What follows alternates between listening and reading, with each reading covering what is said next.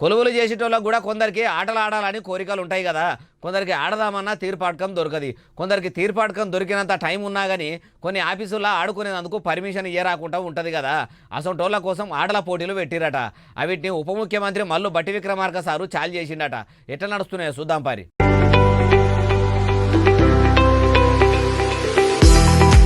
జాతీయ క్రీడా దినోత్సవం గోలే ఉద్యోగుల క్రీడలకు ఇట్లా బట్టిసారు హాజరుపడి సురువు చేసిండట. మొదలు స్టేడియంలో పోగానే ఆఫీసర్లు కూడా అందరూ సారుకు మంచిగానే మర్యాదలు చేసిర్రు. అటెనక చెక్కి అందరితోని కలిసి ఆటల పోటీలో పాలు పంచుకునేటోళ్ళు మల్లువారికి గౌరవ వందనం చేయంగానే సారు కూడా వందనం చేసిండు. అటెనక చెక్కి గాలి ఊదిన కల్లరు బుగ్గలను గాలిలకు ఇడిచిపెట్టిండ్రు. అందరు కలిసి ఇట్లా ప్రతిజ్ఞ కూడా చేసిర్రు. నౌకర్లు చేసుకుంటా ఎప్పుడు భార్యాబిడ్డలతోని బతుకు ఆటతోనే జీవితం గడుపుడు కాదు, మనిషి బతుకుల ఆటలు కూడా ఉండాలి.